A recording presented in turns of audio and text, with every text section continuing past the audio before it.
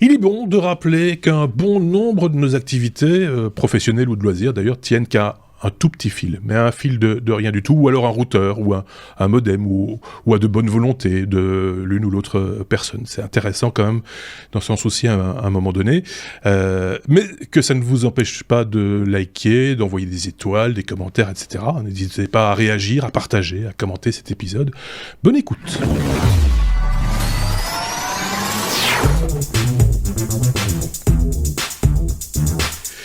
Épisode 305, dans cet épisode on retrouve David à ma gauche, Aurélien à ma droite, qui nous ont compilé chacun quelques infotech issues de leur veille.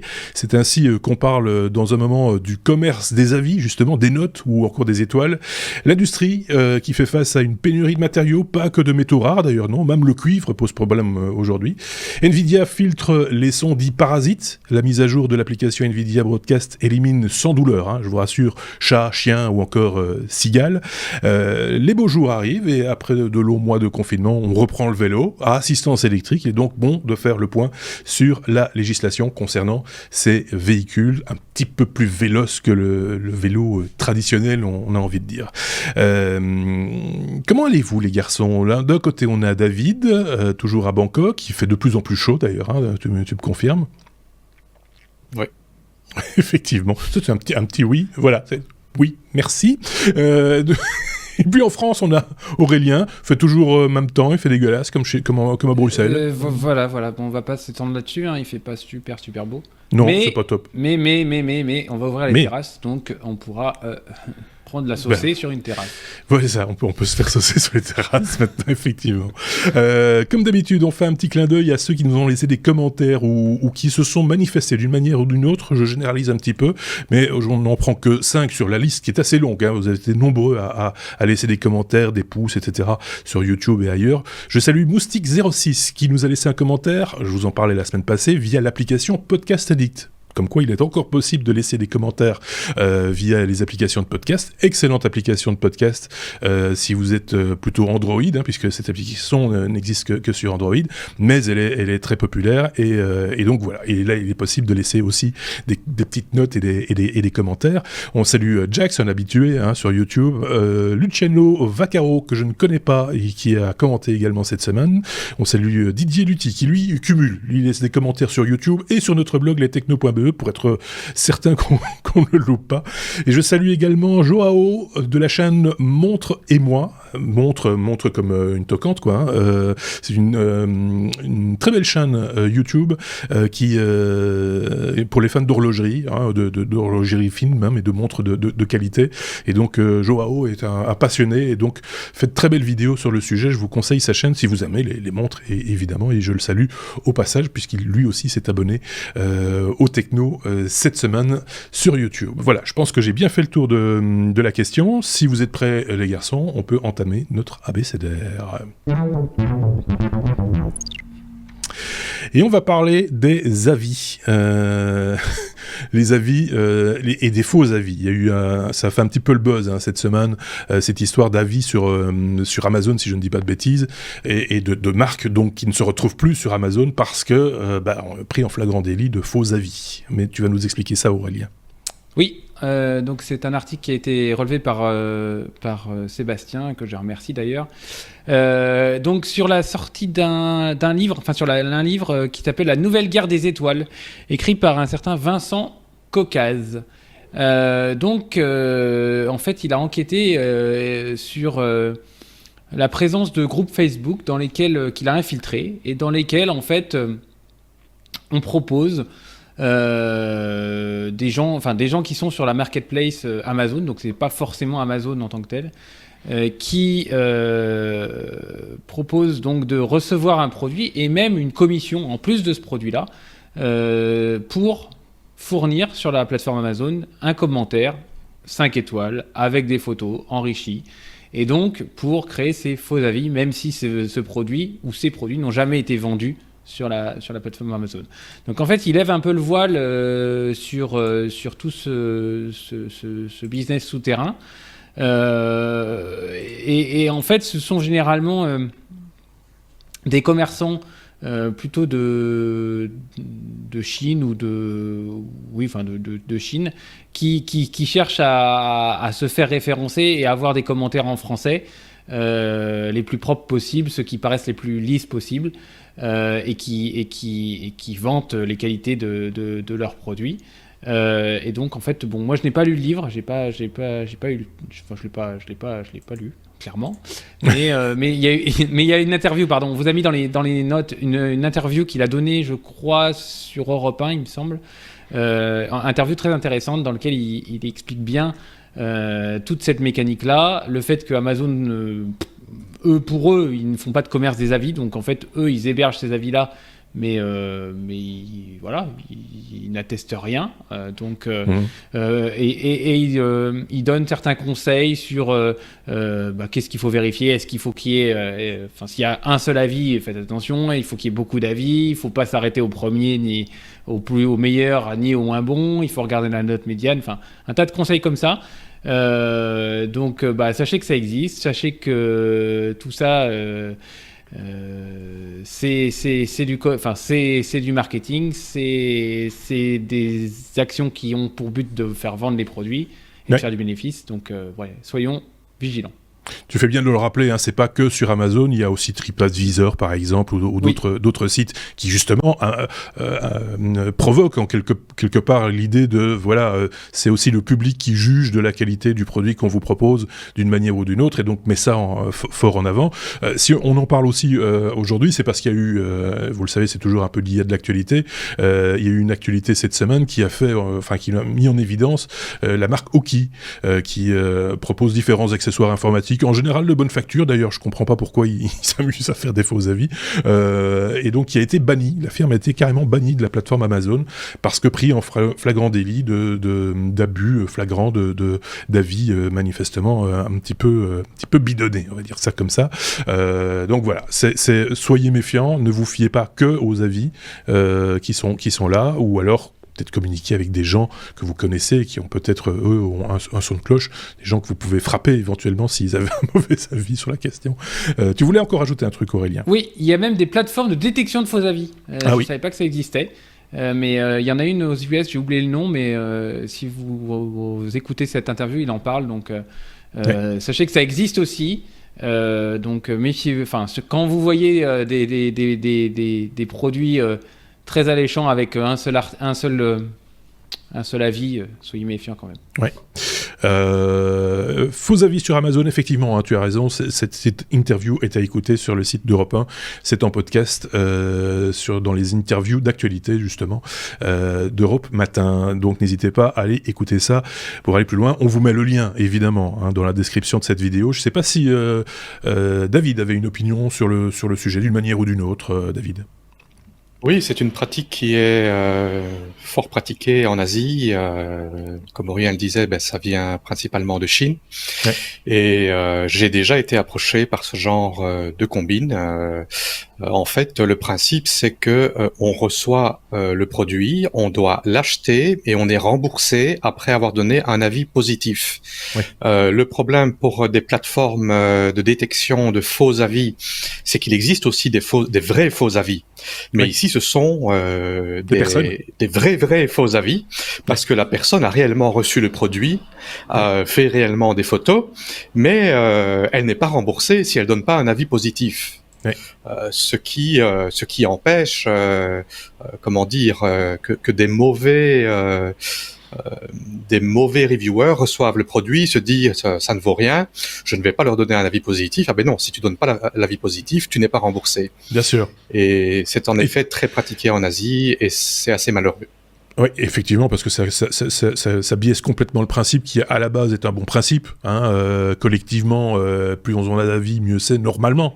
Mais là, on peut plus s'y fier. Donc, c'est complètement... Ça biaise très fortement les choses.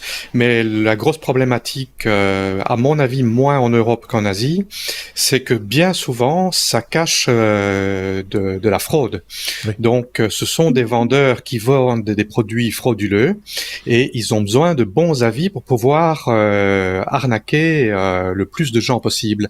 Et donc, ils donnent peut-être des vrais produits à tester, ils ont des avis positifs, et ensuite, les personnes suivantes qui voient, il y a 50, parce que ce n'est pas qu'un avis, c'est 20, 30, 40, 50. Bien sûr, bien sûr. Et puis après, tu as des gens qui commandent des TV, qui reçoivent une boîte vide ou qui reçoivent un document avec un numéro d'expédition. On leur fait croire que le paquet est bloqué à la douane quelque part.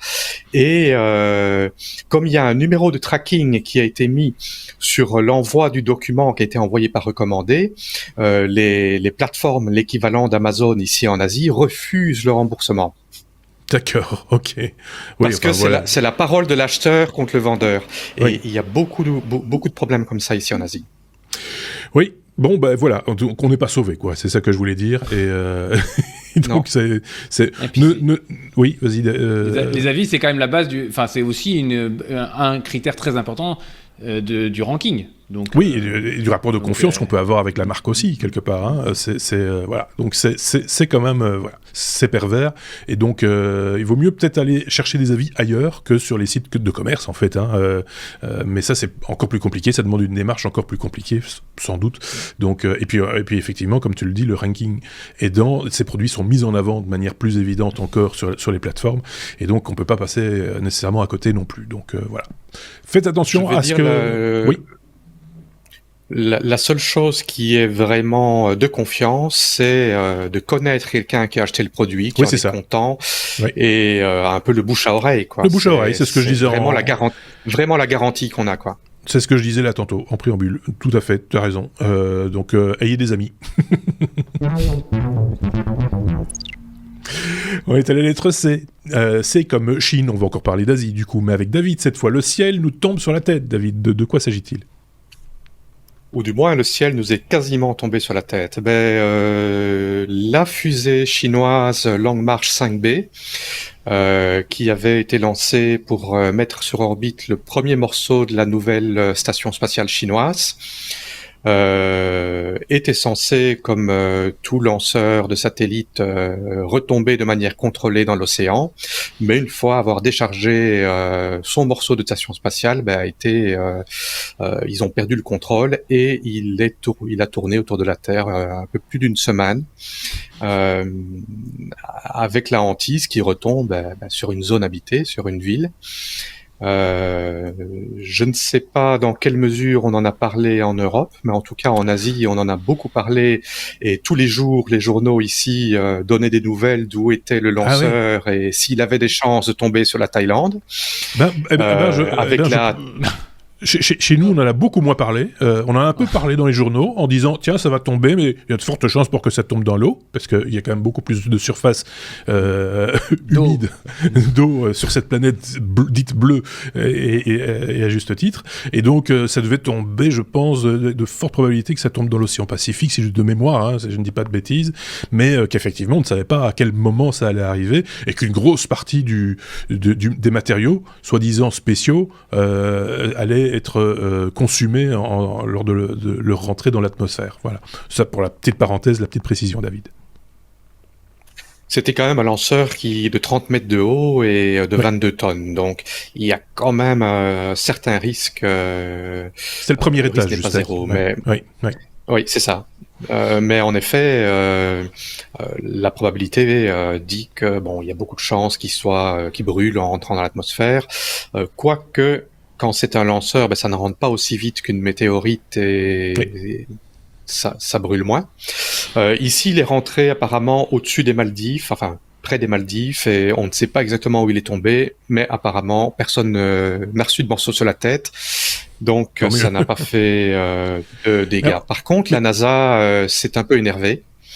Et a accusé la Chine de ne pas avoir de standard responsable en gestion de déchets spatiaux. Et voilà, ils sont assez fâchés, surtout que ce n'est pas la première fois que ça arrive. Il y avait déjà eu, c'était en 2011, où ça avait déjà fait un peu... je pense qu'on en a plus parlé à l'époque que cette fois-ci. Oui, en Europe, effectivement. en tout cas. Oui, ça avait fait du bruit parce qu'effectivement, ça avait été qualifié d'irresponsable comme manière de fonctionner. D'autant que la Chine est quand même un très très grand pays et que, alors je sais pas sur quelle orbite ces engins se trouvent, etc., mais statistiquement, ils prennent plus de risques de se le prendre sur la tronche que le Liechtenstein, par exemple, si je dis pas de bêtises. L'orbite passait pas au-dessus de la Chine. Ah, ben voilà, c'est bien calculé. J'avais vu une carte mondiale, et en fait, une des raisons pour laquelle on en parlait beaucoup ici, c'est que la trajectoire passait juste au milieu de la Thaïlande. Donc... D'accord, ah oui, ok. Ouais, c'est sans doute pour ça, effectivement, du coup, qu'on en a plus parlé en Thaïlande. Non, chez nous, à part, je pense que j'en ai entendu parler une fois dans un journal, et puis plus par la suite, où j'ai peut-être pas regardé assez attentivement, mais si vous, de votre côté, vous avez entendu plus parler de ça, n'hésitez pas à nous le faire savoir. Effectivement, c'est rentrer dans l'atmosphère, c'est toujours un problème. Ça avait été un gros problème, moi je me rappelle, j'étais gamin, c'était un des premiers laboratoires sur orbite, un laboratoire russe, je pense, qui a dû faire sa rentrée dans l'atmosphère. Pour les gens, pour la plupart des gens, dont moi évidemment, c'était comme si le truc allait nous tomber sur la tête et les gens faisaient des réserves de conserve dans leur cave, au cas où. Tu vois, on était reparti comme en 40, quoi, en gros. Mais voilà, tout est bien qui finit bien, j'ai envie de dire, mais c'est vrai qu'il ferait bien de faire un petit peu plus attention à ce qu'ils font avec leurs pétards, hein, nos amis. Effectivement. Un truc à rajouter? Je pense pas. Si? Non? Ok. La lettre C toujours, mais cette fois comme crypto-monnaie. Je ne sais pas à qui je vais donner la parole, je pense que c'est de nouveau à David, puisqu'on va parler de pénurie de stockage. Ça, c'est encore un autre type de pénurie.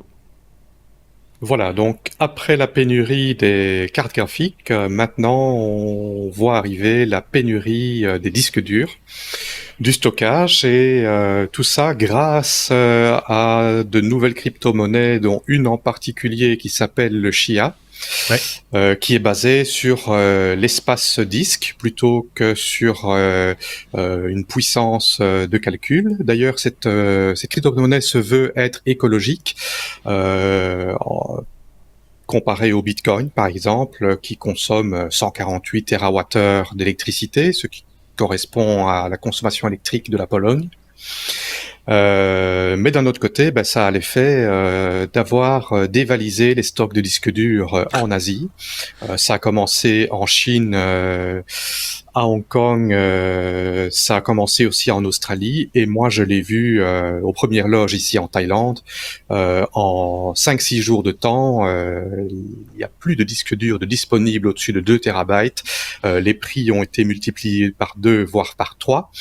Et on voit arriver sur les sites style eBay, mais asiatiques, des disques durs vendus à 5, 6, 7 fois le prix. Par exemple, un disque dur externe de 28 terabytes qui coûtait 550 € est maintenant vendu dans les 3000 € en ligne. Je vois que ça concerne aussi les SSD. C'est pas que les disques durs, les bons vieux disques durs à plateau. C'est aussi les SSD, enfin tout ce qui est stockage en gros, qui est touché par l'inflation. Oui. Les SSD, c'est un point un peu différent. En fait, cette crypto-monnaie utilise l'espace disque dur pour stocker ce qu'on appelle des plots. Donc, ce sont des gros fichiers d'une centaine de gigas où on calcule en fonction d'une clé cryptographique, on calcule tout un tas de hashes. Et ensuite, la preuve de travail, contrairement au Bitcoin qui est de trouver la réponse à un problème cryptographique, ici c'est d'avoir le bon plot qui donne la réponse au challenge. D'accord. Ça ne demande pas beaucoup d'accès aux disques durs, donc ça n'use pas les disques durs. Par contre, pour créer ce plot, l'enjeu c'est d'en créer le plus rapidement possible. Et pour les créer rapidement, il faut utiliser des SSD. Par contre, là, c'est assez violent pour les SSD parce que ça réduit leur durée de vie, qui est normalement de 3 ans à 5 ans à 1 mois ou 2. Si c'est utilisé 24 heures sur 24 pour faire du plot. D'ailleurs, ça va poser un problème de garantie. Je ne sais pas si j'en avais déjà parlé une fois précédente, mais les constructeurs de cartes graphiques maintenant en Russie réduisent la garantie des cartes à 9 mois, voire même 3 mois pour certains. Ah bon? Ce qui risque de pas passer en Europe et dans d'autres pays à cause des lois de protection contre les consommateurs. Mais c'est de l'équipement qui n'est pas fait pour tourner 24 heures sur 24 dans des conditions d'utilisation qui n'étaient pas prévues. Et donc on risque. Pour les SSD, il y a déjà une parade, c'est que le SSD garde en mémoire une trace de la quantité de données qui a été écrite, et les garanties stipulent que c'est 3 ans de garantie ou plus de autant de térabytes d'écriture. D'accord. C'est comme les voitures. La première limite atteinte. Oui, c'est ça, c'est comme les voitures. C'est ça. C'est un peu le même principe. Bah oui, t'as raison, c'est ça. Mais c'est quand même incroyable qu'on en arrive là, quoi. Je trouve ça fou. Moi. Mais mais si on regarde la crypto-monnaie en elle-même, la croissance de l'espace disque utilisé augmente d'à peu près 10% par jour depuis les 2 dernières semaines. Ça veut dire en une semaine, ça a triplé, voire quadruplé. On est pour l'instant à plus de 400 exabytes. 400 exabytes, c'est 400 000 térabytes. Ouais. Et si ça continue à augmenter à cette vitesse-là, l'Asie c'est en pénurie. Donc j'ai regardé ici, Western Digital et Seagate donnent un délai de 5 semaines pour les premiers réapprovisionnements de disques durs. Mais ça crée aussi un problème pour tout ce qui est société, entreprise. Les disques durs de serveurs sont touchés, les disques durs de NAS, les disques durs de surveillance caméra. On ne trouve absolument plus rien au-dessus de 2 térabytes. Et c'est d'ailleurs d'autant plus compliqué qu'on ne fait que créer du contenu, que de créer du data, que de stocker du data. Là, c'est l'or, le pétrole actuel, c'est le data, et donc on en crée de plus en plus, et on doit en stocker de plus en plus, et ça va pas aller dans l'autre sens. On va pas jeter des informations. Ça c'est jamais vu, ça, normalement. C'est intéressant, en tout cas. Ah oui, moi, j'ai la solution, on en parlera dans la suite de l'épisode. Oui. Joli. C'est un teasing intéressant. Ouais. Ah oui, non, mais c'est bien. Donc n'oubliez pas, écoutez la suite pour savoir ce qu'Aurélien voulait dire. C'est après. Pas maintenant, après. Juste un petit mot avant de passer à la suite, justement. Juste un petit mot. Certains l'ont constaté, nous ne sommes pas en direct sur Twitch pour cet épisode parce qu'il y a eu, vous l'avez peut-être compris en introduction, j'ai eu quelques petits soucis de bande passante ces jours-ci, et que donc pour éviter d'un peu trop charger la mule, comme on dit, on a préféré faire l'impasse sur le live. Donc tout le monde sera donc logé à la même enseigne et écoutera en même temps, ou en tout cas dès qu'il le veut, cet épisode des Technos. Voilà qui dit. On peut passer à la suite. La lettre I comme inflation, Aurélien, il y a des pénuries, j'en parlais justement aussi en introduction, pénuries en vue, et pas de petites pénuries en plus. Hein. Oui, ah oui, alors là c'est de pire en pire, et je vois qu'il y ait de jour en jour que ça touche de plus en plus de secteurs. Alors d'après donc l'article qu'on vous a mis en lien, 169 secteurs sont maintenant impactés. À commencer évidemment par les puces et tout ce qui est microcontrôleurs, microprocesseurs. Alors, il y a deux choses. Il y a deux facteurs. Le premier, c'est que déjà par rapport si je prends le premier trimestre 2021 par rapport au premier trimestre 2020, il y a eu 18% en plus de demandes de puces électroniques. Donc ça déjà, il y a une hausse de la demande. Et puis, deuxième problème, avec le contexte actuel, le contexte Chine, États-Unis, les problématiques liées au Covid et autres, on a l'effet coup de fouet. Alors l'effet coup de fouet, c'est comme l'effet papillon, c'est qu'il y a un petit peu de manque il y a un petit mouvement d'un côté qui s'amplifie et qui remonte toute la chaîne. Puisqu'en fait, comme il n'y a plus de stock, les fournisseurs se disent je veux pas être, il faut que j'ai des choses à vendre, donc j'en commande un peu plus. Puis le grossiste il dit moi il faut que j'en commande un peu plus parce que j'ai peur d'être en pénurie. Puis de fil en aiguille, il y a plus rien nulle part. J'ai envie de dire que ça pourrait s'appeler aussi l'effet papier toilette. Si vous vous rappelez les débuts du confinement, il y a 15 mois, on a eu à peu près le même phénomène aussi, l'effet papier toilette. Oui. Alors, pour parler des secteurs impactés. Aujourd'hui, le bois de construction, je voulais faire des PCB. Le fabricant de PCB me dit on est embêté parce qu'on n'a plus de bois. Parce qu'ils se servent en fait du bois pour mettre sous les cartes quand ils trouvent au laser. Ils n'ont plus de bois. Alors voilà, le bois de construction, tout ce qui est OSB, tout ça, vous pouvez... Tous les magasins en France, il n'y a plus rien. D'accord. Et pas de réappro avant le 20 mai, donc il n'y a plus d'OSB par exemple. Les composants électroniques, alors pour faire ma carte, j'ai besoin de composants électroniques. Ouais. Il y a certains fabricants qui annoncent des délais, tenez-vous bien, 52 semaines. 1 an. Ouais. Donc ça fait peur. Et donc d'après l'article qu'on a cité, cette pénurie durerait encore 6 à 12 mois. Et le problème, à mon avis, ne va pas s'améliorer parce qu'en fait, il y a en même temps la volonté de de refaire des usines de semi-conducteurs en Europe, aux États-Unis, et d'avoir nos propres usines. Et quand elles vont se mettre à tourner, il y aura, à mon avis, il y aura trop d'offres et pas assez de demandes, pardon. Ouais. Et ce qui va faire écrouler le marché.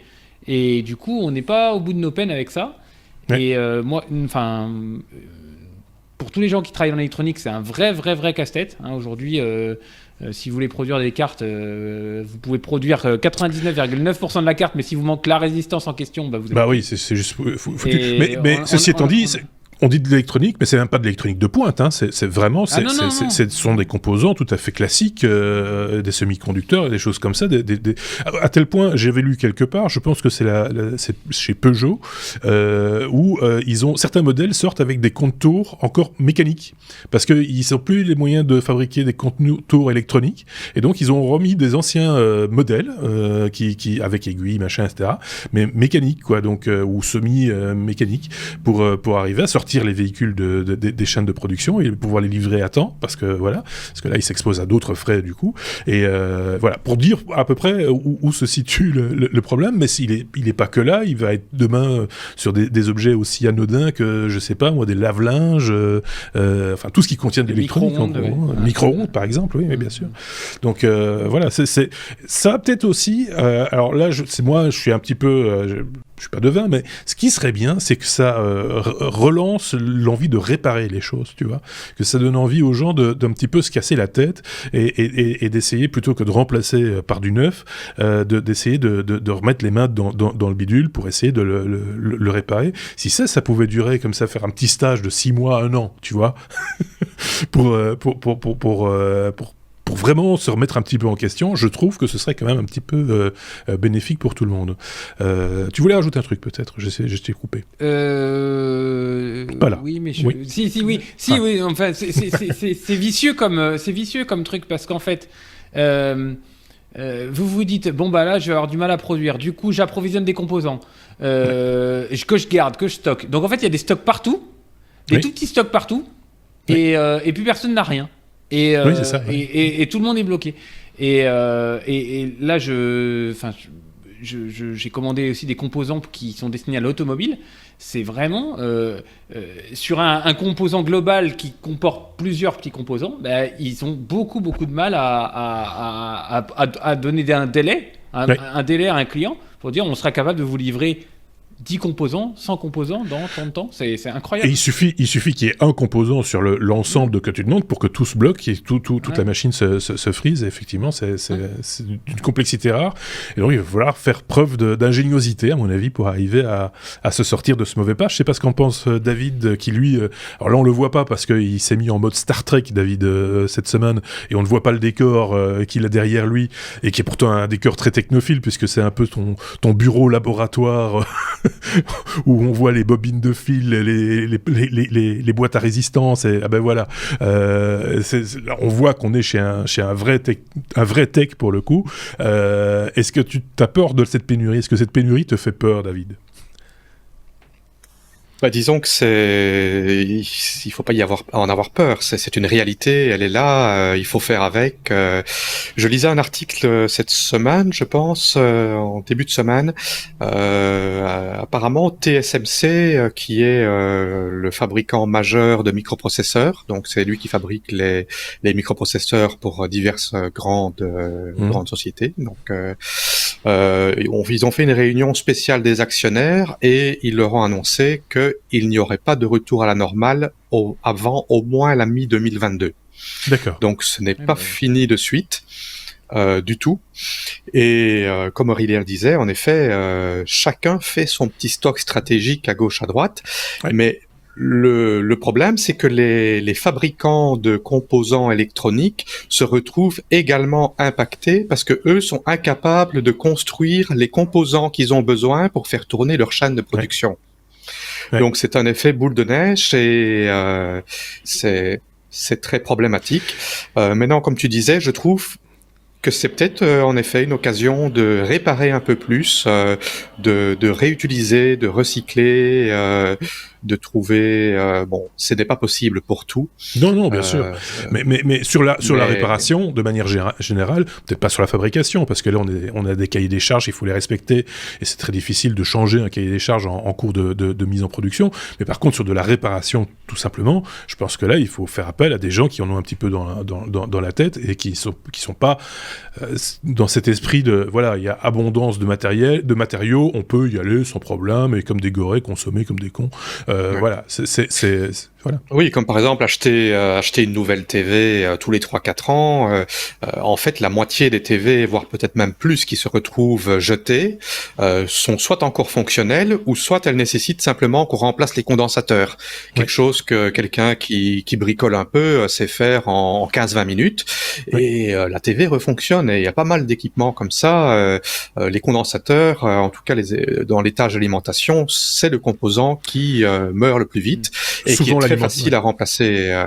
Souvent, ces petites alimentations, les petites alimentations à découplage et des trucs comme ça, c'est le genre de truc qui claque volontiers. Et finalement, c'est vrai que c'est pas ce qui coûte le plus cher. Et c'est pas là, je vais dire, en général, quelqu'un qui fait un peu d'électronique, il a un peu de stock pour réparer ce genre de choses. C'est les choses justement en période d'abondance. On va acheter son matériel et on se dit tiens, je me reprendrai bien encore autant de résistance, autant de condensateurs, autant de transistors, autant de machin, etc. Parce que j'ai peur de manquer. En gros, c'est un peu ça. Mais il y en a toujours un petit peu quand on pratique.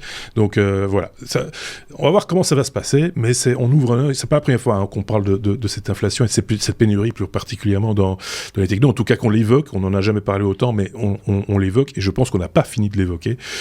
Donc voilà. Si vous avez des idées pour outrepasser cette pénurie, peut-être qu'on va passer à ce qu'on appelle la low tech. Du coup, la technologie certes, mais un peu plus légère, un peu plus réfléchi, ce qui serait pas tout à fait idiot en fait, faut le dire. La lettre I encore, comme elles vont par deux cette semaine, je sais pas, 2 fois C, 2 fois I. I comme implant pour rendre l'écriture aux personnes paralysées. David, de quoi s'agit-il ? C'est une bonne idée, déjà. C'est ça, donc c'est l'université de Stanford qui a publié cette information. Donc un homme de 65 ans qui était paralysé depuis la nuque a été capable d'écrire des lettres et écrire du texte grâce à un implant cérébral. Alors tout simplement en imaginant écrire ces lettres, il les voyait se tracer sur un écran. Et ça lui a permis de taper en quelque sorte virtuellement. D'écrire en tout cas. D'écrire jusqu'à 90 lettres à la minute, soit à peu près 18 mots à la minute en copiant du texte qu'il voyait, ou alors 74 lettres à la minute ou 15 mots à la minute en réponse à des questions, donc quelque chose de plus dynamique et difficile à prédire. Pour information, quelqu'un qui écrit sur un smartphone, la limite de la technologie d'écrire en tapotant sur un smartphone est à peu près de 40 caractères à la minute. Donc ici, il était plus rapide que quelqu'un qui tape sur son smartphone. Le taux d'erreur était 5-6% en copie et de 9-10% en réponse, mais avec un correcteur d'orthographe, c'était descendu à 2-3%. Je pense que tout le monde qui utilise un smartphone fait autant d'erreurs sans correcteur d'orthographe que ça. Oh oui, ouais. Et puis le correcteur d'orthographe aussi fait des fautes de temps en temps, il faut le reconnaître. Enfin, il me prend un mot pour un autre, c'est pas toujours évident non plus. Je pense que c'est quelque chose vraiment de génial, quoi, de pouvoir rendre une certaine autonomie à des gens paralysés, de pouvoir, si on peut permettre à quelqu'un de paralyser et d'écrire, c'est comme on avait parlé une fois précédente, de pouvoir également piloter des bras artificiels, des jambes artificielles et bon, c'est peut-être un petit peu glauque, mais de pouvoir utiliser un corps artificiel pour retrouver une autonomie. Mais pour quelqu'un qui est paralysé à partir de la nuque, c'est la différence entre être prisonnier de son corps et... Tu prêches des convaincus, enfin on l'a déjà dit chez les technos, c'est le genre de technologie qu'on adore et chaque fois qu'on en a une comme ça et qu'on nous en présente une comme ça, on fait des bons parce que c'est exactement ce genre de technologie-là qui est intéressante vraiment pour tout le monde du coup, pas que pour les personnes qui sont à mobilité réduite, parce que du coup on peut communiquer avec quelqu'un qui peut pas écrire normalement, il va pouvoir écrire, il va prendre de l'autonomie comme tu disais, il va pouvoir peut-être écrire des bouquins super intéressants et voilà, c'est vrai dans différents domaines, c'en est un, il y en a d'autres effectivement, mais ça c'est ça, si vous avez trop de composants électroniques à la maison et que ça peut servir à des gens qui font des choses comme ça, donnez-leur. On parlait pour passer d'un sujet à l'autre. Non, voilà, c'est top. On met le lien évidemment dans la description de cette vidéo comme toujours ou de ce podcast. Vous retrouvez tous les liens des sources qui nous servent à compiler cet épisode. Il y a un schéma. Bon, il écrit comme un pied. Moi aussi, t'inquiète pas. Mais voilà, moi aussi, voilà, c'est ce que je voulais dire, c'est que effectivement, donc c'est éminemment humain, comme même si c'est technologique, il y a moyen d'écrire. Voilà, mais je trouve ça particulièrement génial. Je voudrais bien le voir fonctionner par contre, parce que ça doit être vraiment impressionnant. Un avis, peut-être une opinion de la part d'Aurélien sur ce sujet. Ça peut servir aux médecins aussi. Aussi, bien sûr. Oui, parce qu'ils écrivent toujours très très bien. Aurélien. Oui, c'est par comment c'est par signaux électriques. Oui, la pensée. EEG. D'accord. Oui.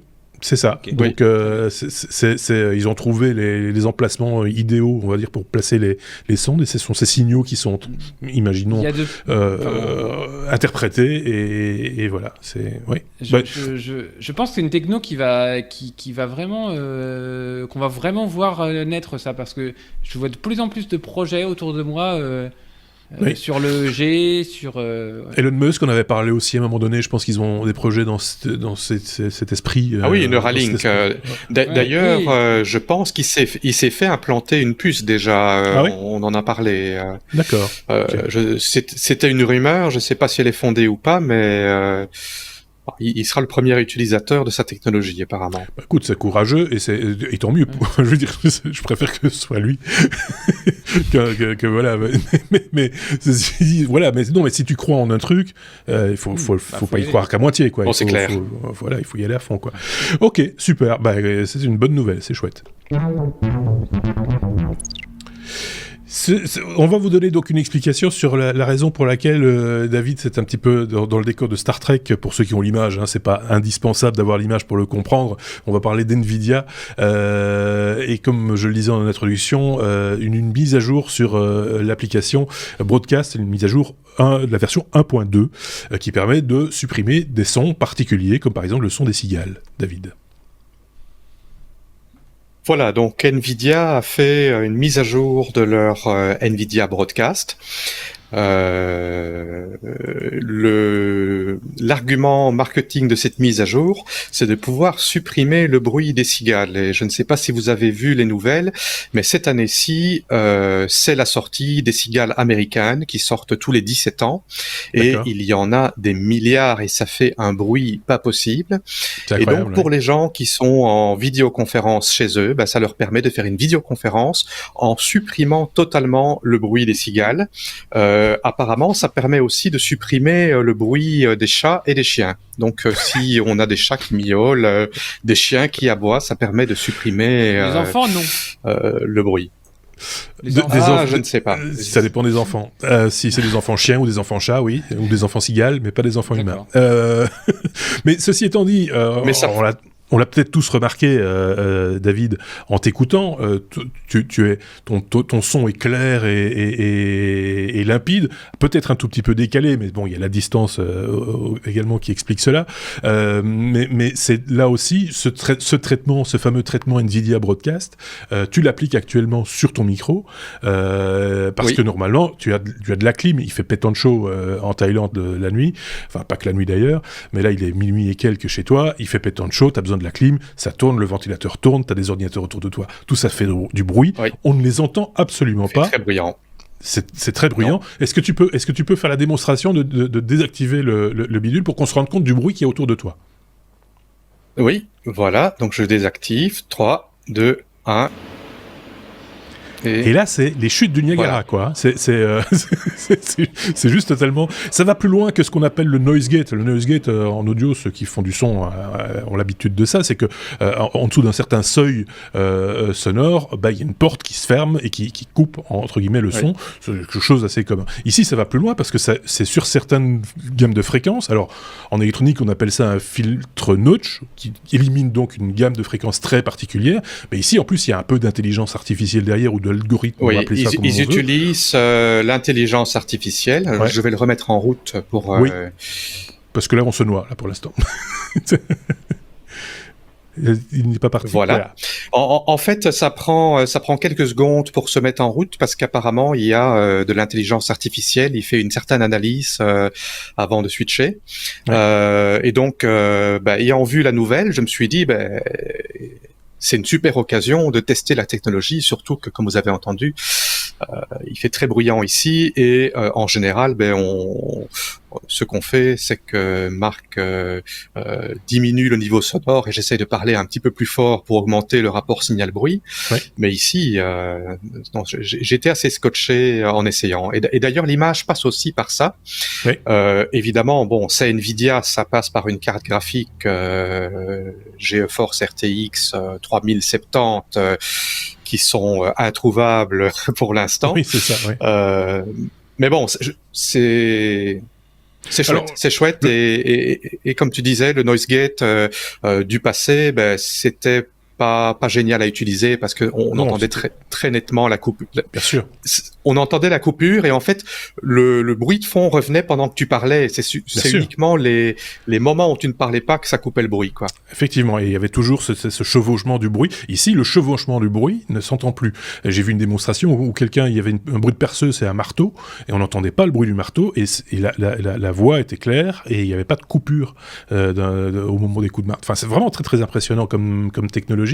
Alors, je suis pas convaincu que ça ne dégrade pas à minima le son de ta voix, par exemple. En tout cas, ça le décale dans le temps. Moi, j'ai l'impression que tu es un peu décalé cette semaine par rapport à ce que tu envoies d'habitude au niveau de la modulation. Donc, je pense que tu seras un petit peu décalé par rapport à la vidéo, mais c'est pas très très grave. La démonstration est là. Par contre, le traitement de l'image, ça on l'a tous maintenant dans Teams, Skype et autres, ou Zoom, cette possibilité d'intégrer un paysage à l'arrière-plan, ça fonctionne aussi ici avec ta carte Nvidia. Ça, je trouve ça moins heureux parce que ça nécessite quand même de la lumière pour arriver à avoir quelque chose de... Enfin, voilà, pour que l'information qui soit traitée soit la plus claire et la plus propre possible au départ. Et ici, comme il y a un fauteuil sur des zones d'ombre, etc., ça bave, comme on dit, un tout petit peu. Mais, ce n'est pas le truc le plus intéressant. Ce qui est intéressant, c'est le micro. Pour ce qui est de la vidéo, par contre, ce qu'ils ont, c'est un suivi de la personne, donc ça te suit si tu bouges et ça te recentre sur l'image. Te recadre. C'est gadget. Oui, c'est gadget, mais ça fonctionne, ça peut fonctionner pas mal dans certains cas où effectivement, à partir du moment où t'es cadré, t'es au bon endroit. Moi, ça m'arrange assez que si tu bouges, le cadre se refait. Je rappelle, l'idée, c'est que tu vois, c'est plutôt pas mal. Moi, je trouve ça plutôt c'est rigolo. Donc la caméra suit et je m'imagine repère tes yeux, ton nez, etc. pour qu'il reste calé au milieu de l'écran. Et donc voilà. Bon, bref, on va pas en faire des louches non plus. Moi, je trouve que le truc, effectivement, je suis d'accord avec toi. Le plus impressionnant, ça reste au niveau du son et ça reste à explorer plus en profondeur. Qu'en pense Aurélien avant qu'on passe à autre chose? Je trouve ça chouette. Je trouve ça chouette, oui. Enfin, c'est une belle algo, mais j'ai pas les cartes graphiques qu'il faut pour les faire tourner. Alors, oui, c'est ça. Voilà, c'est ça. Il faut des cartes relativement récentes, RTX, de la gamme RTX. Je dis pas de bêtises, David.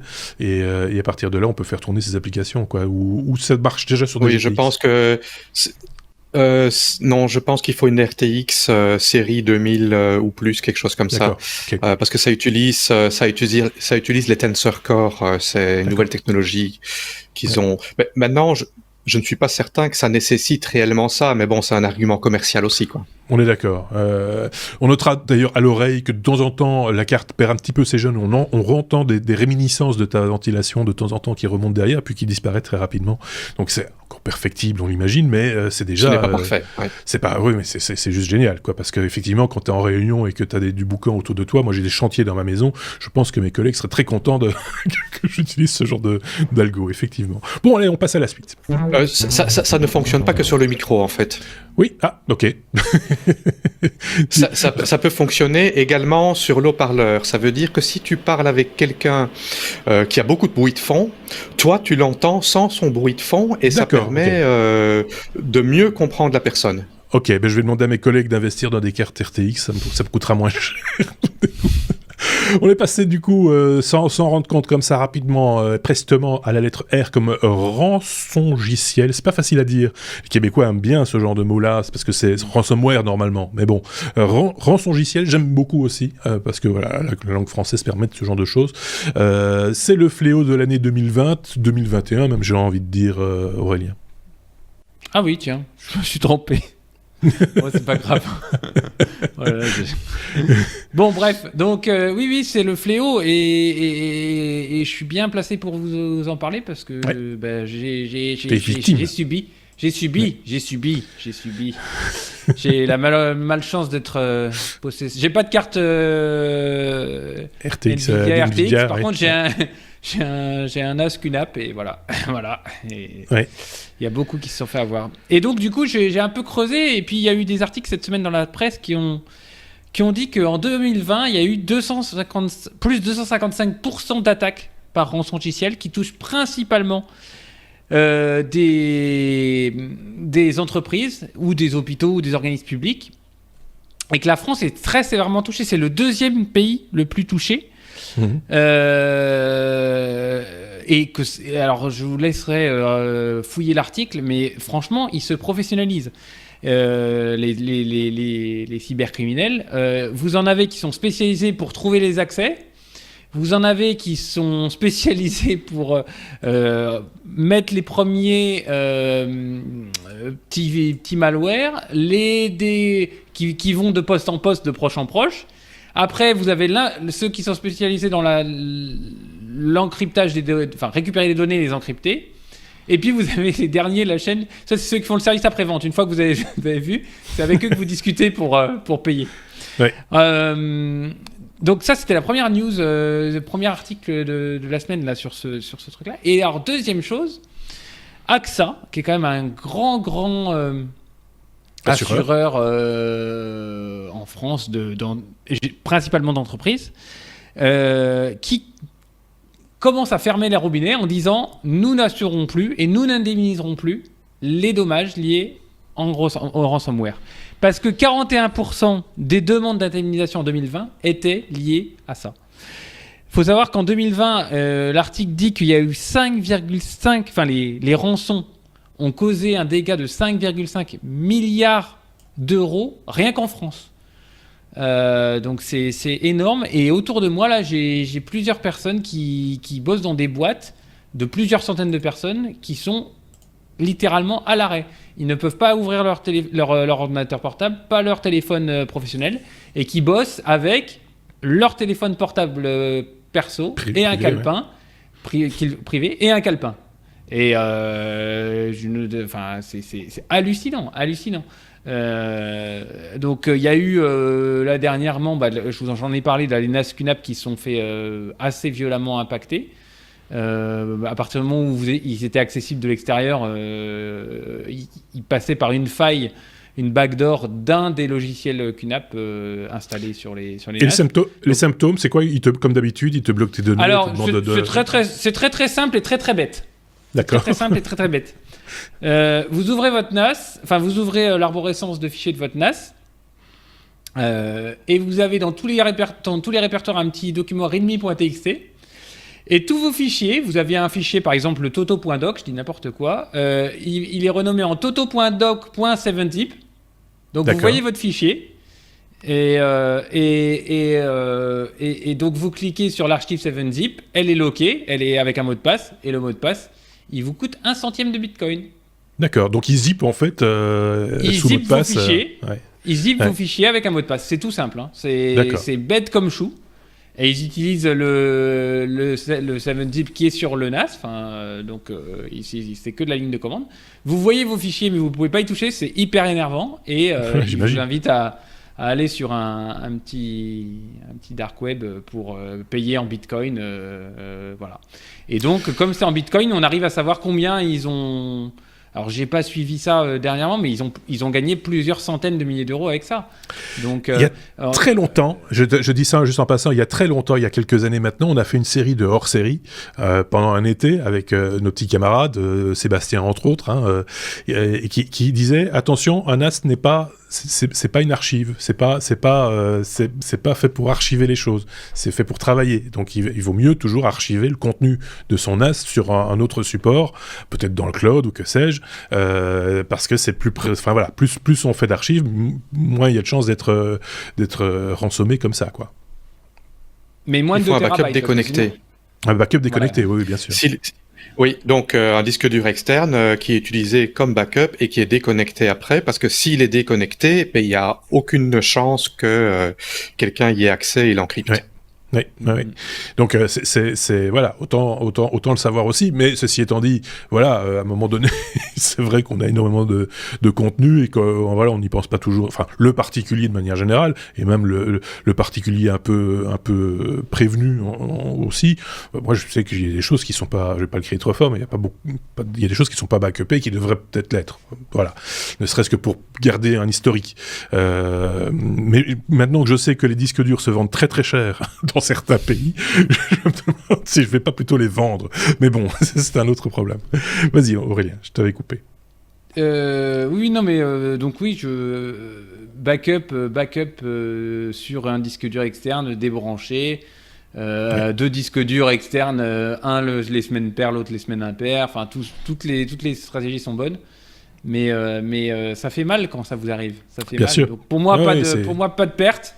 Pour moi, pas de perte de données parce que j'avais un backup, mais des heures et des heures à remettre tout en place.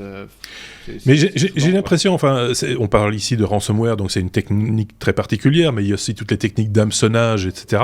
Aujourd'hui aussi beaucoup par SMS. On a eu le cas cette semaine en Belgique avec des SMS envoyés à mes compatriotes au nom de Bipost, donc la poste belge, indiquant un lien pour aller voir le tracking d'un soi-disant colis qui serait perdu ou qui serait qui serait à suivre et qui évidemment lançait une petite application qui allait récupérer les numéros de téléphone des gens sur votre smartphone, etc. Enfin, voilà, je vous passe les détails sur les conséquences de ce genre de choses et expliquer ça aux gens. Du coup, on est obligé d'en parler, entre guillemets, dans les médias traditionnels, ce qui est toujours très, très compliqué parce que, voilà, on s'adresse à un public qui n'est pas prévenu nécessairement, qui n'est pas habitué à ce genre de situation un peu critique. Et j'ai l'impression que c'est de plus en plus fréquent et que ça va être de plus en plus difficile. Non pas que c'est plus intelligent et qu'ils sont de plus en plus intelligents et de plus en plus forts, c'est qu'ils en font de plus en plus. En fait, c'est la masse, la quantité d'attaques, entre guillemets, qui gagnent toujours et qui gagneront toujours plus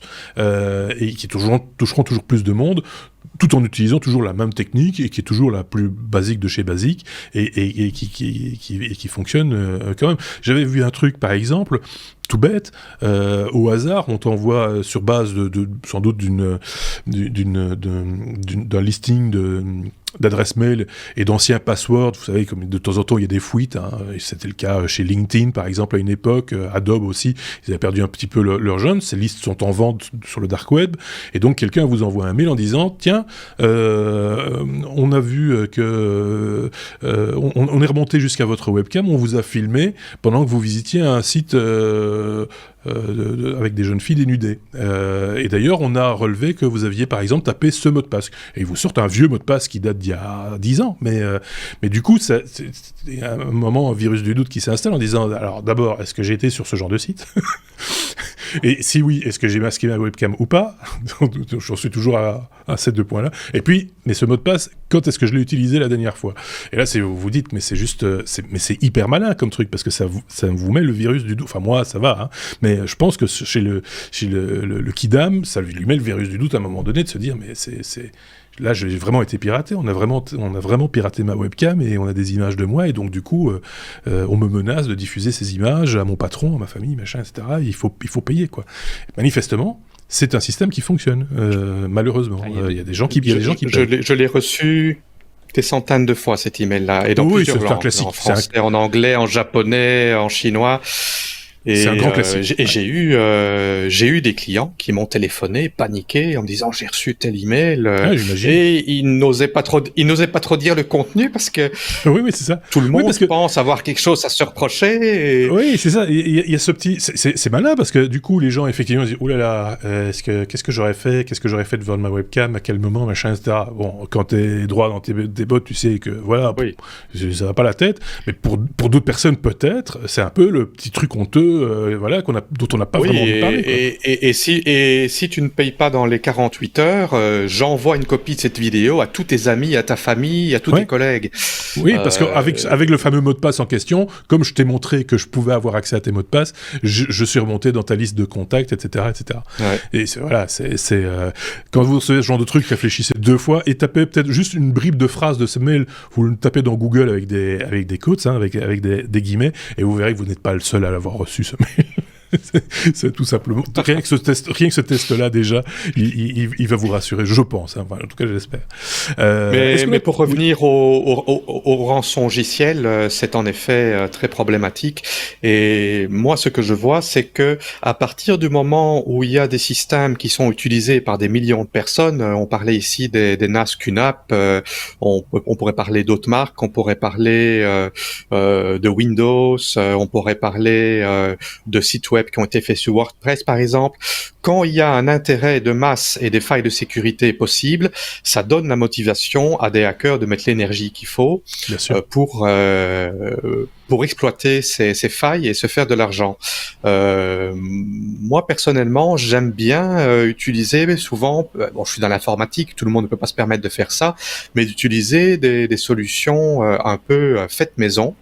Et c'est nettement moins risqué de se faire hacker, parce que pour que quelqu'un prenne la peine et l'énergie de hacker un système fait maison, il faut soit que tu sois très très très riche et qu'il y ait vraiment beaucoup de motivation à y mettre l'énergie, mais par contre, si tu utilises quelque chose qui est utilisé par 1 million, 500 millions de personnes, la première faille de sécurité qui apparaît, c'est parti, quoi. Ouais. D'autant plus que certaines sociétés, sous le couvert de la transparence, annoncent les failles de sécurité publiquement, juste après avoir fait les mises à jour.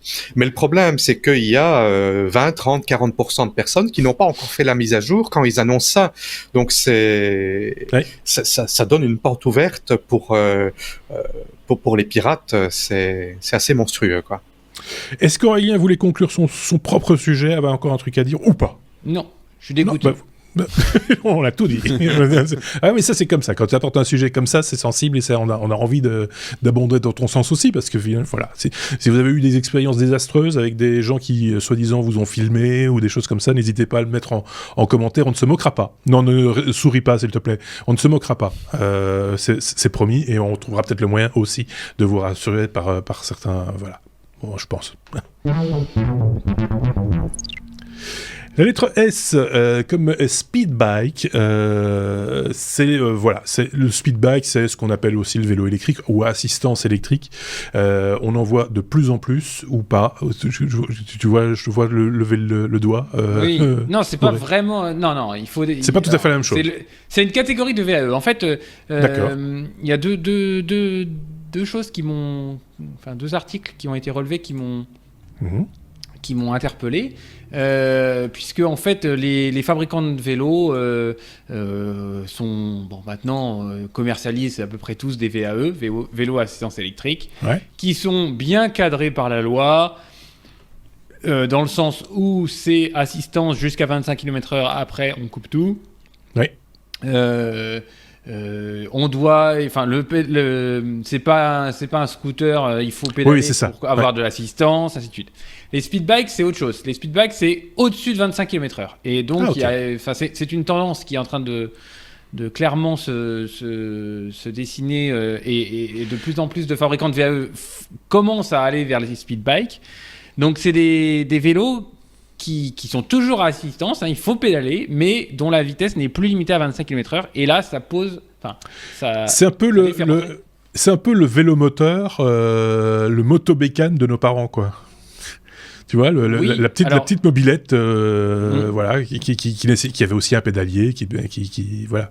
C'est un peu la même idée, quoi. Mais il n'y a pas ces limitations de vitesse. Donc ces vélos-là, ils rentrent dans une catégorie bien spéciale de la réglementation, qui est la L1E, et qui est la législation des cyclomoteurs. Donc, il leur faut une plaque d'immatriculation, un éclairage, continu, tout le temps, un avertisseur sonore. Ça m'a fait beaucoup rire. Il y a vous verrez le vélo qu'on va vous présenter juste après. Il est tout beau, tout mou, mais alors il y a un avertisseur sonore, on va dire, un peu classique, que je trouve pas très élégant à l'avant du vélo. Oui. Un rétro, des freins inversés. Alors ça m'a fait rire aussi, comme sur les motos. Donc ça ressemble.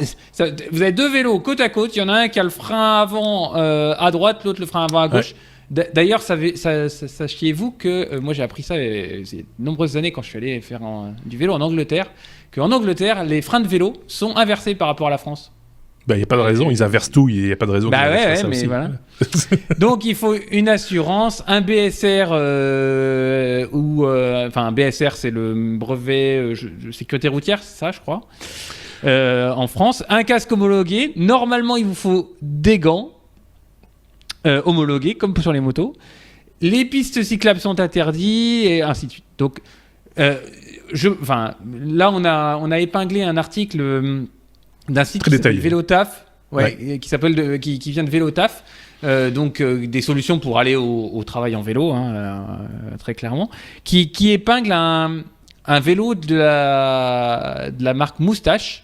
Moustache, c'est donc une marque de vélo qui est installée dans les Vosges, qui compte maintenant 150 collaborateurs et qui n'a créé des vélos spécifiquement, et a créé des vélos qui ne sont que spécifiquement électriques, c'est-à-dire ils ont tout reconçu en pensant vélo électrique et pas en adaptant des composants électriques sur un vélo standard. D'accord. Et donc, ils sortent un modèle speed bike qui s'appelle le Friday 27 TS et qui peut aller jusqu'à 45 km/h.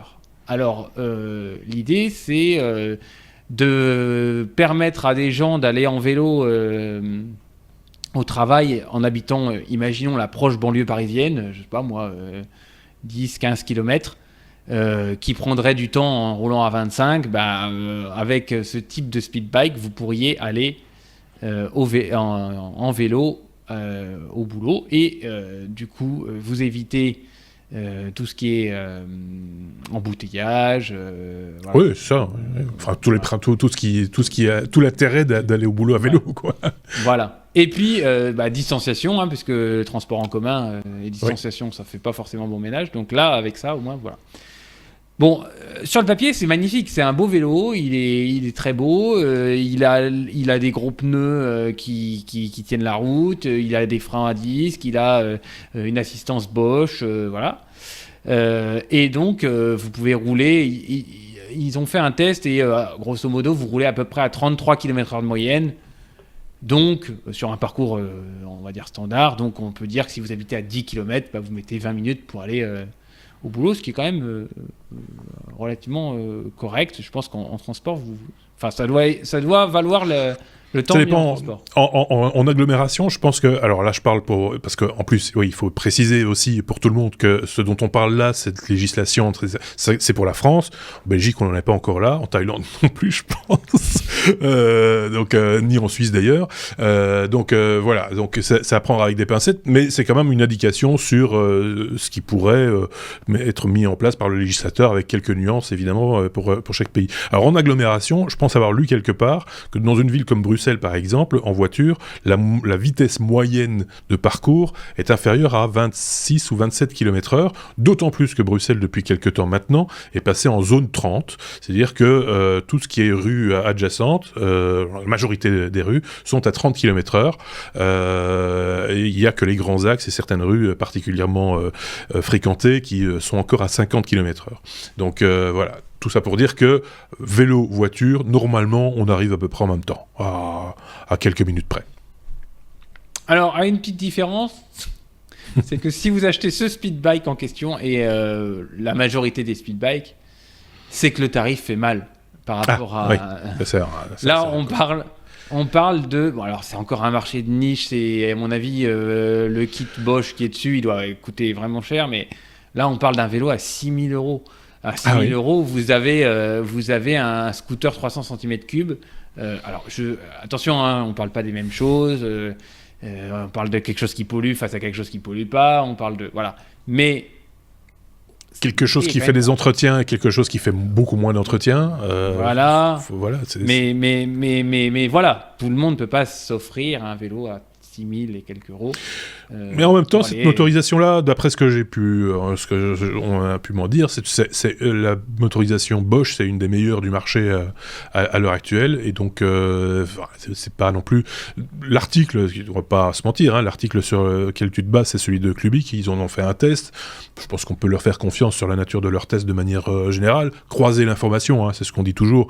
N'hésitez pas à aller voir ailleurs pour voir si vous cherchez ce type de véhicule, ce qu'on en dit ailleurs. Vitesse maximum, c'est quand même, enfin en tout cas quand on est sur ce genre de vélo-là, qui n'est plus un vélo, comme tu le disais, à assistance électrique, mais vraiment comme une pettes mobilette, quoi, en gros, c'est maximum 45 km/h. Je pense qu'en Belgique, ce serait 50, si je dis pas de bêtises, si on est dans les mêmes législations. Donc voilà, c'est autant le savoir, avec un permis, j'imagine, en tout cas un permis théorique, qui permet de circuler. Enfin, chez nous, ce serait ce qu'on appelle le permis théorique. Je sais pas. Le code, quoi, le code. Ok, non, nous, ça s'appelle le BSR, mais c'est même plus... Ça a changé il n'y a pas longtemps. C'est juste un petit examen de passage qu'on a à l'école, en fait. Oui, c'est ça. C'est un peu dans cet esprit-là. Donc voilà, mais ce qui est bien, quand même, malgré tout, de manière globale, c'est qu'on voit que ça avance et que le législateur s'y intéresse, que les marques poussent un peu aussi, que tout ça se met en place de manière un peu assez intelligente. On a un chroniqueur, Picaboo, si je ne dis pas de bêtises, est très vélotaf, lui. Je le vois régulièrement poster des vidéos de vélotafeurs qui se font un petit peu rabrouer par des automobilistes. Donc je pense que lui, il s'intéressera certainement à ce genre de technologie et à ce genre de législation. Je ne sais pas ce qu'il en est, justement, juste par boutade, je l'évoquais en Thaïlande. David, est-ce qu'il y a des choses qui se mettent en place à Bangkok, par exemple, par rapport au vélo électrique et ce type de vélo en particulier ? Non, pas ce type de vélo. Ce qu'on voit pas mal, ce sont les roues électriques. Ah oui, les monowheels. Oui. Les monowheels, ça j'en vois régulièrement, ainsi que ceux avec un guidon, les monowheels avec un guidon. Oui, c'est ça. Oui. Les noms. J'ai plus les noms non plus, mais je vous renvoie à une playlist sur YouTube. Une sorte de Segway. On a une playlist, je vous coupe les garçons, mais sur laquelle on avait fait tout le détail en son temps avec nos anciens chroniqueurs sur les véhicules électriques, avec les appellations, etc. Et ce que ça pouvait, les fourchettes de prix. On a fait tout ça à une époque, il y a longtemps, il y a 3-4 ans. Donc je vous renvoie à cette playlist sur notre chaîne YouTube. Et on a des backups. Et on a des backups. Oui, ça, on en voit pas mal, mais Par contre, non, les vélos électriques, non.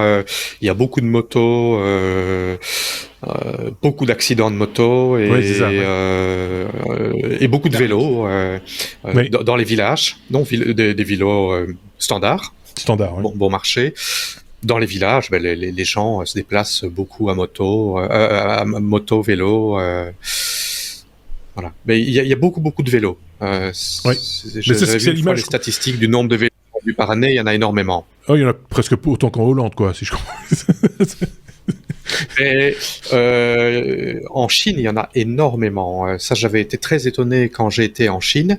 Ouais. Par exemple, j'avais été à Shenzhen en Chine, et là, il y a réellement, il y a les grandes routes, les autoroutes, et sur le côté, il y a Des routes à vélo. on pourrait dire une piste cyclable, mais c'est une route à vélo avec la largeur où on pourrait avoir 3 voitures, une à côté de l'autre, Bien sûr. et séparées par une borne, séparées par des haies. Il y a réellement des endroits sécurisés pour les vélos roulés, et il y a beaucoup de gens qui sont à vélo. Eh bien, la prochaine fois que tu passeras par Bruxelles, on passera par le nord de Bruxelles. Nos amis néerlandophones, nos amis flamands, ont fait ce genre de route. Peut-être pas aussi large, mais il y a des voies comme ça qui longent le ring de Bruxelles et qui permettent comme ça de relier des centres urbains à des centres plus de bureaux, etc. pour faciliter alors, il n'y en a pas des milliards de kilomètres, soyons clairs, mais ça commence à voir le jour aussi. On a déjà été un petit peu long sur cet épisode 305. On a fait plus court par le passé, on a fait plus long aussi, mais on a été un petit peu plus long, d'autant qu'on a encore plein de trucs à dire. On va les mettre où ? On va les mettre dans le bonus qui s'en vient prochainement, vous le savez. Maintenant, c'est nouveau depuis l'épisode 300, on vous propose chaque semaine un bonus. Attendez-le avec impatience, écoutez-le, partagez-le également, tout comme cet épisode. Écoutez-le, partagez-le, likez-le, mettez les étoiles. On ne va pas payer pour ça, nous, soyons très très clairs, mais si vous pouvez le faire, vous êtes évidemment les bienvenus. On va dire merci avant de les retrouver évidemment dans ce bonus. Merci à Aurélien, merci également à David. Passez une très très bonne semaine, prenez bien soin de vous, et puis on se retrouve évidemment très prochainement. À très bientôt. Salut.